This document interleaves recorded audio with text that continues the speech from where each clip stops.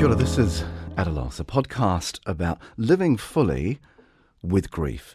How do you live a rich life when death has made itself present? I'm Timothy Giles. I'm a funeral celebrant. And for the first time, we've got a returning guest, Maria Millar. Welcome back. Hello, thank you. Largely because I got a bit obsessed by your work title that you were here with. Could you refresh me on what your role and work is, please? So I'm a bereavement support worker with the Grief Centre. And my job is primarily to support people in times of grief and loss, mainly as it pertains to death. But in other aspects of work that I do in other places, I also deal with people who are suffering from lots of different other kinds of loss. That's what I want to talk to you about. We've had, the feedback has been really consistent, which was that there was more to talk to you about. And I do get a bit death obsessed, and hence, creating this whole podcast. But there are so many other forms of grief. Does grief have a different definition then when it's related to death or to another form of loss? No, grief is grief. Grief is still the thing that we feel. It's the emotional experience of losing something that has meant something to us, or that had the potential to mean something to us, but for whatever reason just didn't happen. That's interesting. Potential. Mm-hmm. You can't grieve a potential because it never existed. But you can. You can grieve for your loss of dreams. But they're not real. They never happened. So I haven't really lost anything, have I? Dreams, hopes, wishes, desires, things that just don't happen, that don't come off, that for whatever reason aren't meant to be. You can still grieve that. Absolutely. Can you give me an example? Do you want a personal example or another example? Yes. Oh, okay. Yes to both. Yes. All right. Well, twice in my life I have gone through this, but didn't really understand what was happening to me at the time. And it's only through the work that I've done that I've been able to look back and actually kind of figure that one out. But so I guess the first time this happened to me was when I was 9 years old. I decided I wanted to be a lawyer. Right. So I went to university. When I was 17, started studying law, did law for 2 years and thought, oh my God, this is so boring. I can't believe how boring this is. This isn't what I thought it was going to be. So I stopped studying law, but there was a part of me that grieved that because I had a whole world in my head of what that was going to look like. Maria is a lawyer. And when I just made the decision that I just couldn't carry on because I was so bored, I actually had to spend that entire summer thinking, what am I going to do with my life? What am I going to do? I was going to be a lawyer. For the longest time, I was going to be a lawyer. So grief often comes with confusion, right? I mean, are they separate or are they just totally wrapped up together? Because you lost this clarity that you'd had for half of your life, and then came the confusion. Are they necessarily together? Often the confusion comes about when you don't understand what's happening or why something's happening or why you're feeling the way you are about what's happened in terms of how it's affected you. Often that's where the confusion comes from because you're thinking, how did I get to this place? Yeah. I'm interested in that why I'm feeling how I am. So in your work with bereavement and grief specialists, but then in your counselling more generally, right? Do people often not realise what's going on for them? Yeah, really common. I mean, people will talk to you about, well, they talk to me, sorry. People will talk to me about having lost a job, about a relationship ending, because a lot of the people I counsel are university students. So for some of them, it's if they've failed papers and they're looking at failing a degree. So similar situation to what I had, I guess, in a way, except I wasn't failing. But, it's that thing of I was going to come out with this degree and that's not going to happen now and I don't understand why am I feeling like this. So, lots of different situations that people will come to me and they'll be talking about how they're feeling. So they'll say, I'm just feeling really sad. I'm finding it really hard to get motivated. I don't understand. Why do I feel so flat? Why do I feel so meh? And when we get to talking and I find out what's been going on in their life, it's like because you've this thing has ended, this thing that you had created a whole being around has ended. And you're grieving it. You're grieving for the loss of that thing. And so people will arrive just thinking, oh, I'm depressed, I'm low energy. Yep, absolutely. And you're saying, actually, it's something else. Yeah, there's a cause. There is a reason you feel this way. How does that help? How does it help them? Yeah. Yeah. So sometimes even just being able to label it, sometimes being able to say, look at the stuff that's happened in your life. Is it any wonder that you're feeling like this? So it's having someone else with an outside perspective be able to sit down, kind of unpack a little bit about what's been going on for them, to help them kind of see all the stuff that they didn't really pay attention to, that they just thought was bad luck or something really horrible like a breakup or whatever, and that, yeah, you just are supposed to feel a bit rubbish about that, actually is hugely impactful, and you're allowed to feel that. It's important to recognise that, really important to recognise it. So the things that cause this that I may not think about, actually I'm grieving something here. A relationship, I can get that. That kind of makes sense to me, right? Yeah. So I've destroyed relationships with some magnificent women in my life. I've been quite good at that. And I understand the experience of, I miss what we had, right? And I get that. We're it's a recession, right? This whole COVID impact. Yep.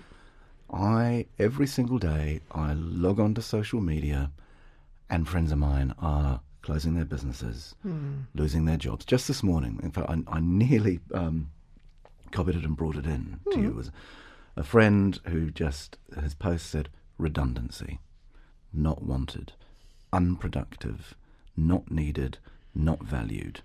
Sun's up, chin up, carry on. Right? Yikes, yep. This is happening a lot. Yes, yeah. COVID has been, COVID has caused a whole other kind of grief, because it's affected everybody. Every single person in this country has been affected by COVID, and not in the literal sense of knowing someone who's caught it or knowing someone who's died from it, but we all had to go into lockdown. I think so many people talk to me, because I've been counselling throughout this entire period of time. Oh yes, because you work on the phone, don't you? On the phone, and then also with my other work, I've been seeing clients via Zoom, and every single person has been talking about how unmotivated they feel, how they just are really struggling to get through the day, how they're so tired and they just don't know why. And there's a huge amount of stress that's gone on with COVID. Obviously there's the stress and there's the worry and the uncertainty, but there's also a sense of loss. We lost the life that we knew before. As soon as that virus came into the country, and as soon as we were told that we were going into lockdown, we lost the life that we knew. It suddenly was all thrown into chaos, massive sense of uncertainty, which you get with grief anyway, uncertainty, because you don't know what's going to happen. Yeah, what's the future going to look like? It's been the same for this whole COVID situation. We don't know what the future's going to look like. We're all now kind of walking around out there trying to be as normal as possible, as if everything is fine, but the government's still reminding us, actually, we still have to be a little bit careful. So there's still that element of bit of uncertainty there. Well, so are also immune-compromised friends. Yes. Right? And then even your bus experience this morning. Yes, yeah. Right? There are people out there who are afraid to be out in public, who are afraid to be around other people. And I guess if you tie that into an experience of loss, it's loss of freedom, it's loss of a feeling of safety. So you saw a lady on the bus today who was exhibiting... Yeah, she was sitting there kind of hunched up against the side by the window, and she was holding a piece of cloth. It wasn't a mask. She was just holding a piece of cloth, like maybe a scarf she'd been wearing, over her face. And every time someone else got on the bus, she looked around at them, but quite nervously, like her eyes. She looked terrified, to the point where I almost said to her, look, I will buy you a taxi to get wherever you need to go. Just get off this bus. You do not look happy to be here. In my neighbourhood, it's been really clear that people who I'm used to seeing regularly, and we're about to head into level 1 as you and I are having this conversation. Yep. But they clearly are not out on the street yet. They're not going out yet. So you're right. We have lost still, away from many people to be, and I guess that's changed our community. Yes, yeah, it has. And, so I sing in a choir. I sing for the Auckland Choral Society, and we haven't been able to rehearse. There are people, I go because I like to sing, right? And that's my motivation for going. But there are lots of people who go because this is their social interaction. This is their opportunity to be with other people. It's huge for them to have not been able to do that. So they've lost that throughout this whole time. The choir was able to organise Zoom sessions, but there were some people who couldn't do that. So we set up a bit of a phone tree so that at least people were being checked in with to see if they were okay. But again, that's another kind of loss. They weren't able to do that for, partly because the government said, no, you're not allowed to. But there were also a lot of elderly people in this choir for whom it would be a very bad idea to come to rehearsals. So that, again, it's another kind of grief, another kind of loss that you have to adjust to. How? That's a good question. Thanks. 'Cause I made it up myself. Well done. Worked on it for hours. Yes, I can tell that you worked really hard at that one. Adjusting to loss, part of it, and a huge part of it actually, is learning to accept the loss. Accepting doesn't mean you have to like it. Not at all. And I think a lot of people think that is the case. When you can accept it, that's about learning it just is. It's learning it is what it is. The situation is what it is. That's a huge part of what acceptance is. Because once you can do that, and once you can recognise this situation is what it is, then you can think, okay, how am I going to react? I have a choice about how I'm going to react to this. So what am I going to do? And what do you recommend? It's going to be different for everybody, because for some people it's about giving themselves a bit of time and space to kind of get going slowly, not kind of rushing back into things or rushing into a new life or a new way of being. For some people it's about sort of little by little, little something new every day, or just celebrating any little achievements they manage to do every day. Maybe it's getting up that day. Maybe that's your achievement today. For other people, maybe it's about being able to go to the supermarket today, or I went back to my whatever group it was today. It's about being able to celebrate those things. So we talk a lot about gratitude, and some people kind of roll their eyes at the idea of gratitude diaries and things like that. I'm one of them, but it makes me a terrible counsellor. No, I'm only kidding. I'm a very good counsellor. But finding that thing or a couple of things in your day that you can be grateful for is a way of reminding yourself that actually life is worth living, your life is worth something, it's important that you're here. There is good stuff happening. So, when we're looking at people who've lost work, yes, right, and that friend of mine's post this morning, a lot of meaning is gone. A lot of daily routine is gone. My purpose is that I go here and I do this. And also, do the mahi, get the treats. I then return money, support, right? So, yeah, you lose. That's a lot to lose, isn't it? It is a lot to lose. Okay, so those things that you've just talked about help. But Yes. I need to find a new purpose. And Yes, we don't function well without purpose. And that was one of the issues with the lockdown, actually, and all the people I spoke to who said they were struggling with motivation and feeling tired and just couldn't get going. As soon as we're told you can't do the things that you were doing, we're like, well, what am I going to do? So we're stuck home. What are we going to do? So your whole sense of purpose, the reason why you get up in the morning, suddenly is gone. And it's the same when people lose jobs and lose work. It's the same thing. You get up. Do you get up? Can you get up? Why should I get up? What am I going to do?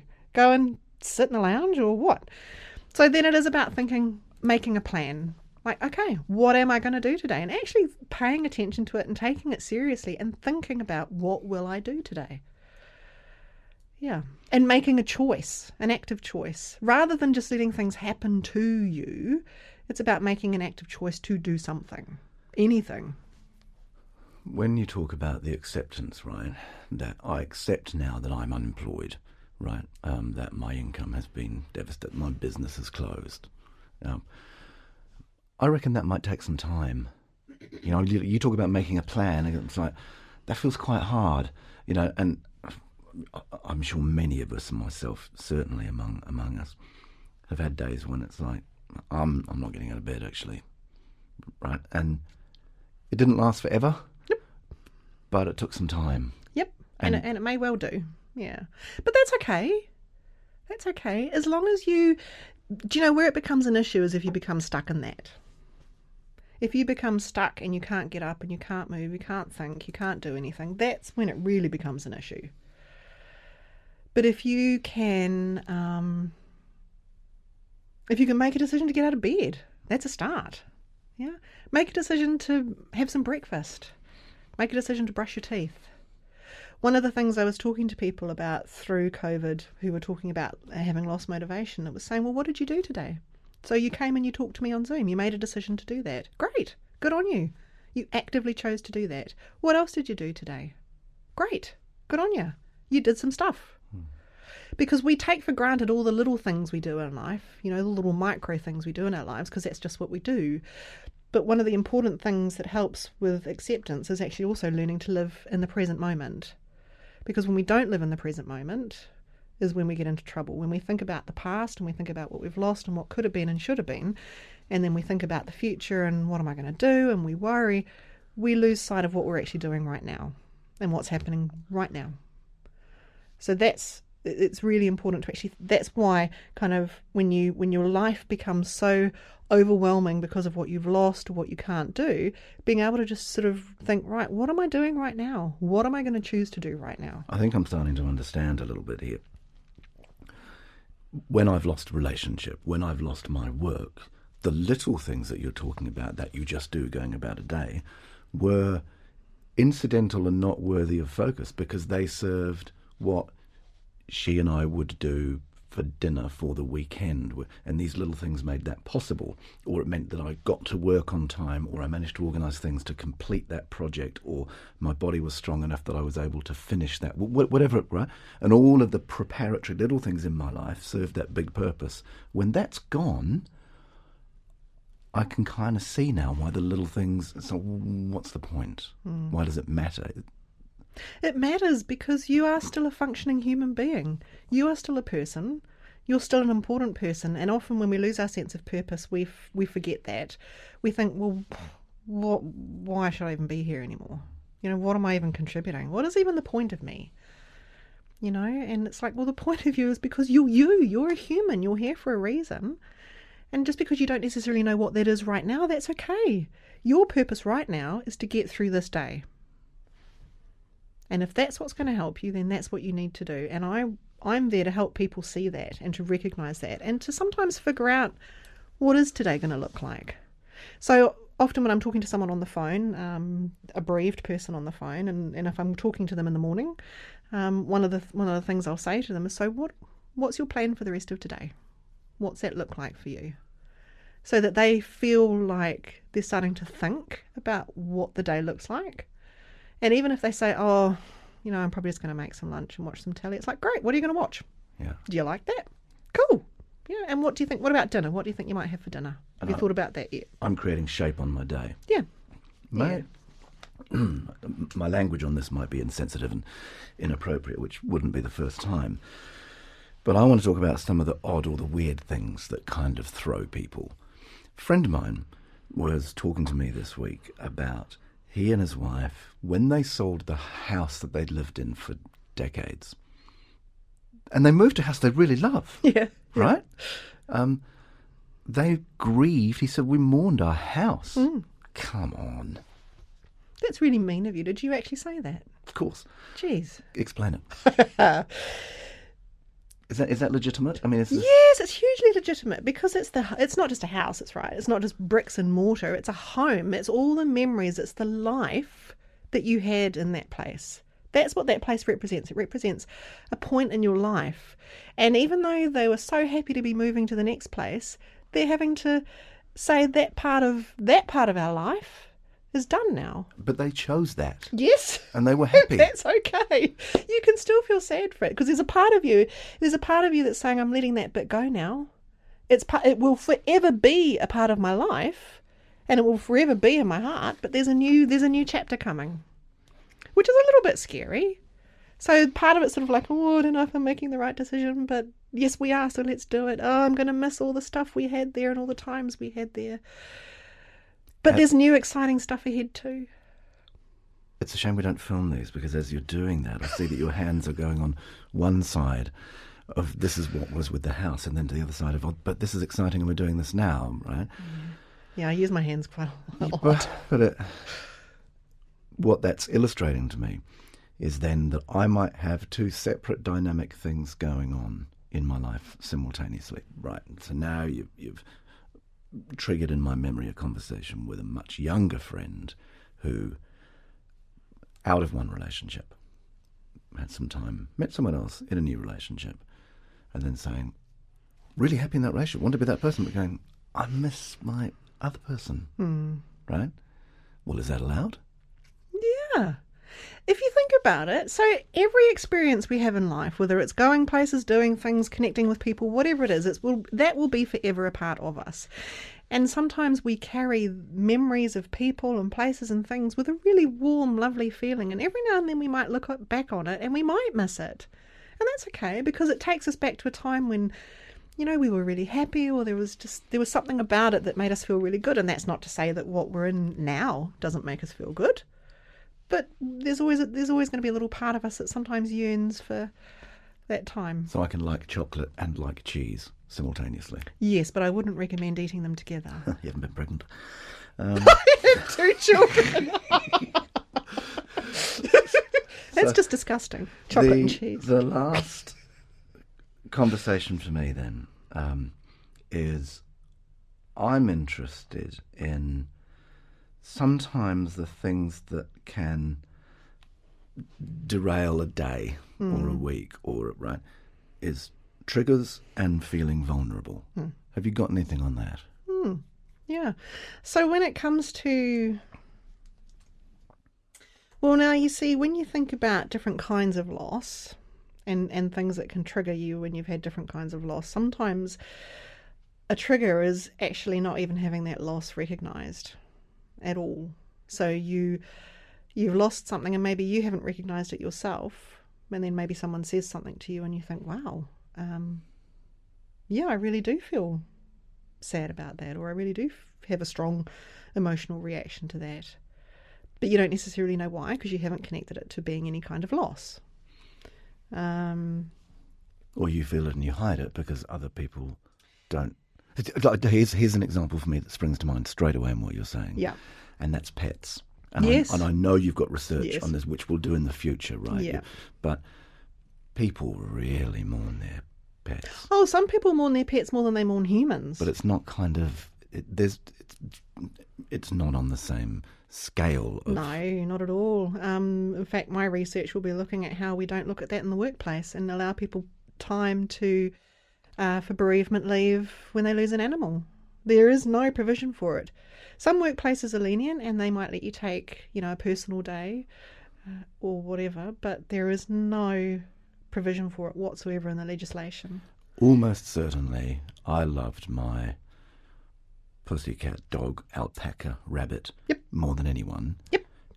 And it's almost never going to be recognised, right? No. So how do we deal with those bits of grief that actually, if I share it, people are not going to get it? They're just not. Some people won't. And that is actually a problem, because it can lead to something called disenfranchised grief. Disenfranchised grief is when your loss is not recognised, which is completely invalidating. It means that you go away thinking, well, I feel really sad about this, but I shouldn't be feeling really sad about this, but I just can't seem to get over it, which is what's expected of you when something like that happens. Which brings me back to, that's a barrier to me accepting it, right? Yes. Which you've said is step one. Yep, because if nobody else is recognising it, it makes it really hard for you to accept it. And so then you get stuck.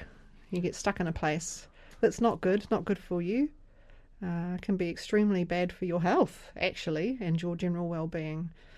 And can lead to something called complicated grief or prolonged grief, where you just aren't able to get past that sense of missing. You yearn for that thing that you lost. You can't get past that sense of, wanting to be in that place where you had that thing. And, yeah. So was it complex? Complicated grief and prolonged grief just means it Yeah. goes on for longer and is more intense? Yes, but also it starts to have other effects on your life, your Right. ability to function. Health issues are often commonly linked to Physical prolonged health. grief. Yes, yeah. So heart conditions, that kind of thing. It's actually now been recognised by the American Association of Psychologists or Psychiatrists and is a recognised condition in the DSM-5, prolonged grief. Whatever the DSM-5 is. Yeah. Is that some kind of gang that It's you roll used with? to diagnose okay. conditions. Okay. Yeah. So, conclusion time. Yes. Here's what I've got out of this conversation Yes. for me is a useful time when I'm not operating optimally in my life, when I'm not feeling myself. I might be more short-tempered than usual. I don't have the drive that I normally have, right? I often find in my life I'm knocking off too much booze, right? It's something I personally do. And then go, oh, this isn't good. To stop and say, have I lost something? Is there something missing?